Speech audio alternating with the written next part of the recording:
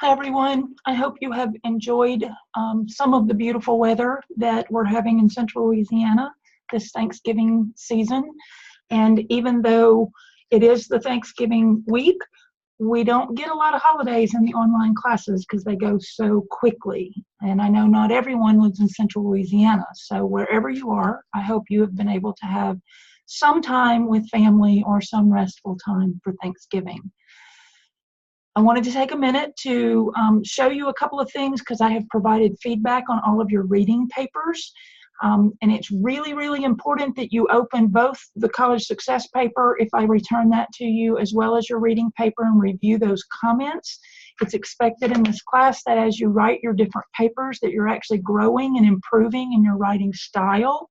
So I'm going to go over a couple ways to make sure you know how to see all of that, as well as what to watch for in our upcoming paper. I'm going to give you a good head start on what the final paper is about. It's not due until the very last day of class, the very end of the semester, which will actually be December 10th. So we've got a little bit of time for that, but you need to start thinking about it now. So when I return your paper to you, if you open it in Microsoft Word, there will either be comments on the side, or what you might see is bullets, and you can click these bullets and it will expand and show you my comment. Or you can change, if you're in Microsoft Word, on the review menu in the tracking section, you can change simple markup to all markup and it'll put those comments back. Now, a couple of you are using alternate programs such as Grammarly or something like that to help you with your papers, and that's perfectly fine. I have no problem with that.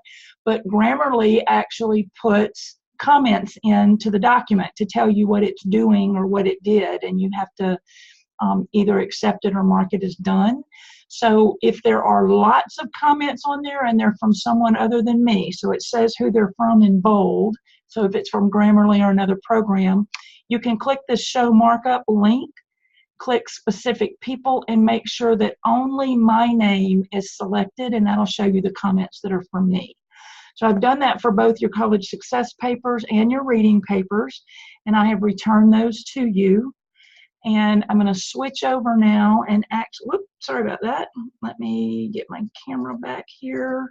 I'm going to switch over and show you what your final paper instructions are going to be. So this is in this week's content. You'll be able to see it and open it. And I wanted to go over a few things for you that are critical. So you're going to take a post-test assessment in Launchpad. It's the ACES post-test. It's assigned. It's not, I think it's due. The final date is like December 6th or 7th. You don't have to wait that long to do it, but I do want you to wait until at least next week. So please don't do it yet if you haven't already, because you need a little bit more time to get some different things under your belt before you address that again. We want to make sure that every paper you write for college has an introduction paragraph, a body of text, and then a conclusion paragraph. And so you don't want to list the questions in the introduction paragraph, but you're going to talk in a narrative form about what this paper says or what it does. Some of you have very creative introductions, and I've commented on that in your papers. So just be sure that your paper has some kind of introduction. And in the body of your paper, you're going to address these 7 different things. So that means you're going to have at least 7 paragraphs separate from your introduction and conclusion. That means it's going to be at least 3 pages long. So you need to kind of get started thinking about it. And some of the stuff that you can see, you don't need the ACES post-test, but you can begin thinking about what you've learned in this class. Some of you have actually commented on some of this in your other papers, and so that's fine. You can rework some of that, right? You want to be sure you are checking your grammar and your word usage. Microsoft Word, OpenOffice, any of those programs actually tells you if you've misspelled a word, and it gives you even grammar suggestions. So if something in your paper is underlined with a red squiggly line or a blue squiggly line, you need to right click on that and see what that's about. So let's make sure we're addressing all of those. And there's going to be a rubric, and the rubric is already posted. So what a rubric is it gives you an idea of what we're looking for. That's this far left column. And then some of the descriptions of how many points you would get if you do it perfectly.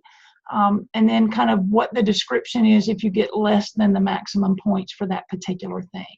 So organization, you've got to clearly have an introduction, a body, and a conclusion. You've got to have transitions between them. It's got to kind of flow like a narrative paper. And the reason I'm telling you all this earlier is that you can actually write your paper early and either come to campus and submit to the Writing Center, or the online tutoring service will actually review your paper with you, but you have to submit it 2 or 3 days. I think it's 3 days in advance for them to be able to get back to you and suggest comments to you. And they're not going to write your paper for you, and they're not going to fix it for you. They're going to talk to you about it. So you have to make an appointment and submit it in advance.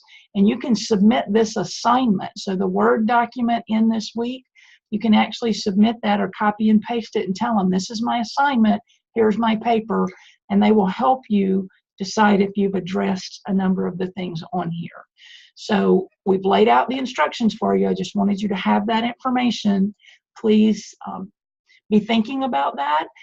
I'm really pleased with the interactions you all are doing in your resource stories, in your connections post, as well as your chapter post. So keep up the great work, and I will be adding materials this week as I can. If it's critical, I'm going to try to get both weeks on as soon as I can. So hope you have a great day.